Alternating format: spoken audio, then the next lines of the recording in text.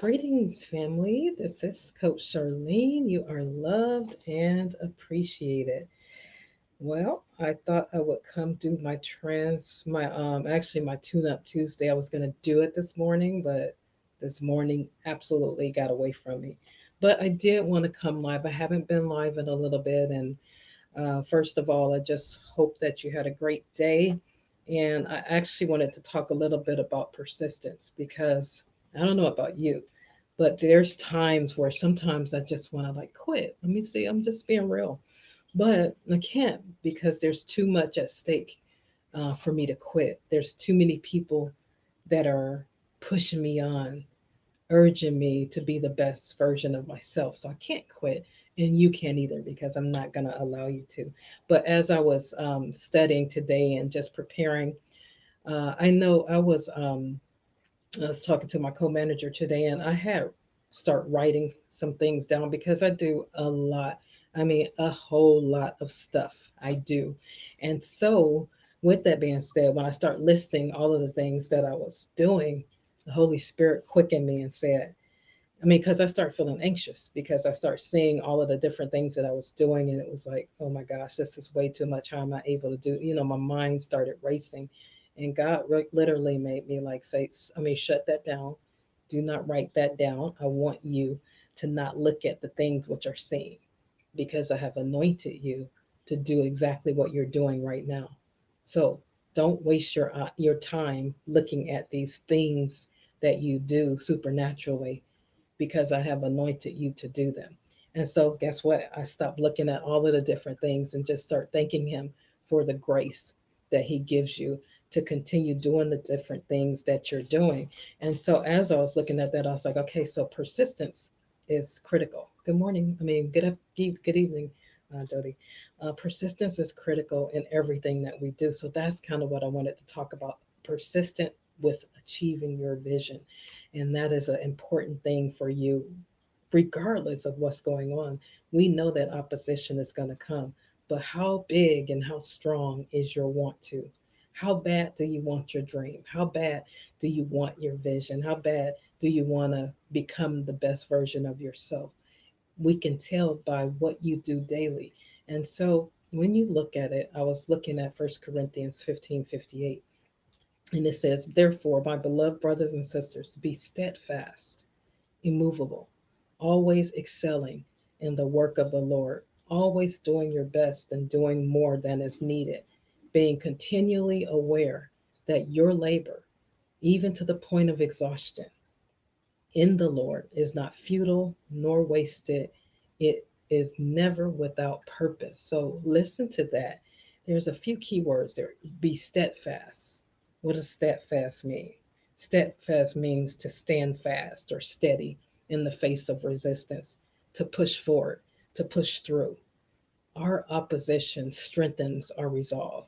And then look at another word, immovable. That means that I am not going to move. I am not going to do anything until you tell me to do. I'm going to stick with this because you spoke it to me, Lord, and I'm going to stay here until I see the end of my faith. That's immovable.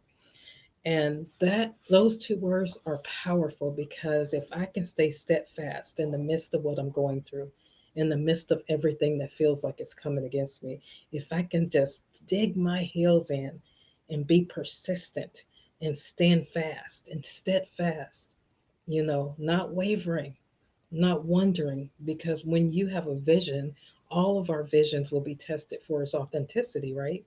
So, do you really believe that what God told you to do is what you should be doing?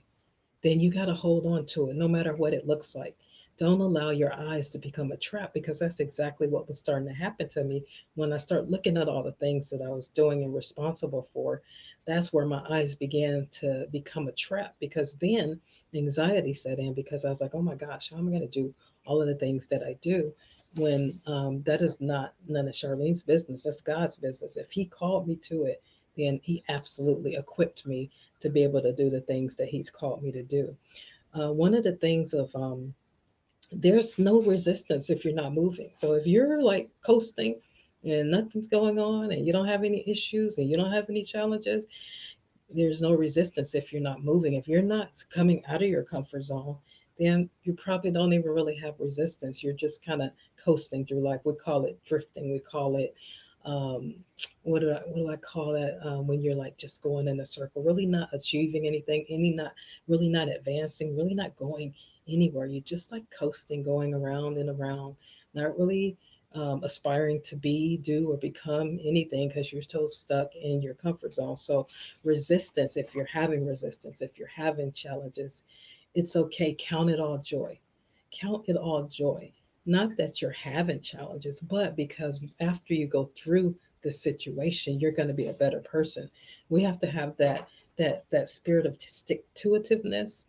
And I had talked to you guys a long time ago about being full steam ahead, and that definition is being so clear about your purpose, so committed to it, and so sure about your ability to accomplish it that you move ahead decisively despite any obstacles, despite any challenges, despite what people say. You keep moving on. You keep pressing in like that steamship. He goes full steam ahead with all of the power backing him. And that's how we need to be when it comes to our vision, when it comes to your purpose, when it comes for you fighting for your health, fighting for your life, fighting not to be average, fighting not to be mediocre. You have to be full steam ahead because it's so easy to get in the fight and then get so tired of fighting that you just say, you know what, I'm good. I'm just going to stay where I'm at. But that's not really what we want. We don't want to stay where we are. We want to excel to the places where God is calling us to. And so I was and that's really what I just wanted to talk, just a little taste of persistence, because I feel like there's some weariness there. And I'm encouraging you to keep persisting, to keep standing fast, to keep moving forward in the midst of it, even if you can't see where you're going. Use those eyes of vision. Remember, vision is a function of the heart. So when I can see with my heart, I can see much further than I can see with my eyes. And that's what I'm totally encouraging you to do. But it's a special day today, or it would have been a special day. My father's birthday would have been today.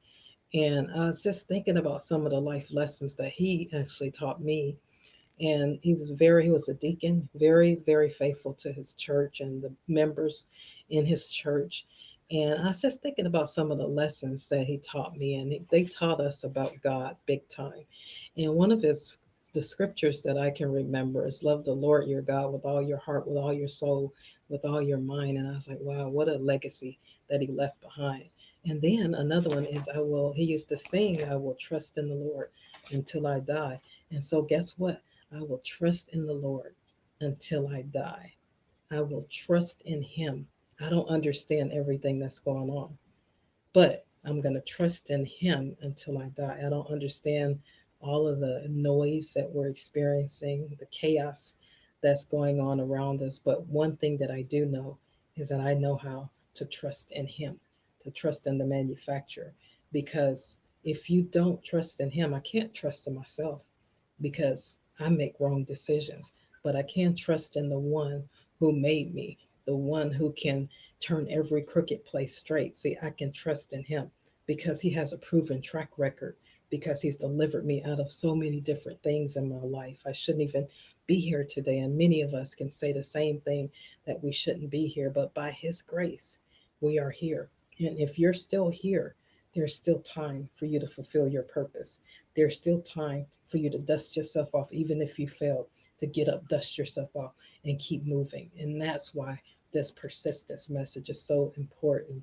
If you didn't do some right, forgive yourself, get up, and keep pressing, keep on moving. For we look not at the things which are seen, but the things which are eternal. What is your vision? What do you see beyond your eyes? What can you see that you can't even write down? It's the vision in your heart is so much powerful than the circumstances that are around you. And that's what I love about God, because he'll give you a picture of something that he has for you to do. And that picture will hold you, will keep you when you can't see anything else that looks like he's told you. You can still hold on to the vision. And that's why I say you have to be able to look beyond your eyes. That's what vision really is, to be able to see beyond what's going on around you, to see beyond, to make sure that you keep your eyes on what he showed you, until what he showed you begins to show up in your life. Never giving up, never quitting, never pausing, but continuing to press in the midst of it and let Him strengthen you while you're pressing in. As you enter into the press, He will strengthen you because that is what He promised us. When I get tired, you pause and you do whatever you have to do, rest or whatever, and then you keep moving forward into where He's taking you. So that's my encouragement for you today. And I encourage you guys to tune yourselves up and to make sure that you're having that courage because courage, let me see, there was something, oh, this is what I wanted to say. Courage is the ability to stand up in the face of fear. So, in the face of fear, do you have the courage to do it anyway, even if you don't understand? Do you have the courage to do it anyway, even if you don't really know which way to go? Remember, it's His word says in Psalms 119, His word is a lamp into my feet, a light into my path. Every time I take one step, that light lights the way for another step. He doesn't necessarily give us the whole picture every time. He may give it to you initially and then pull back and then allow you to begin to seek Him while He may be found so that you can get instructions. So, anyway, yes, yes, yes. This is for me being overwhelmed. Yes. So when you feel yourself overwhelmed, you got too much going on. You take step by step. I can only do one thing at a time. And so when you begin to start doing that one thing, complete that task and do the next thing, because you can only do so much. And so, anyway, thanks for connecting with me, you guys. Saturday, we are going to have a night to dream. We are 6 years doing a night to dream. So me and Don are going to do a virtual, a night to dream for all of those that want to dream, all of those that want to, in the midst of everything that we've been dealing with all year, we still want you to dream again. And we still want you to persist and go after your dream, even in the midst of what it looks like today. It doesn't look good today. But I'm telling you, as long as you have a dream in your heart, and as long as you can hold on to your vision and see beyond your eyes, then there is hope.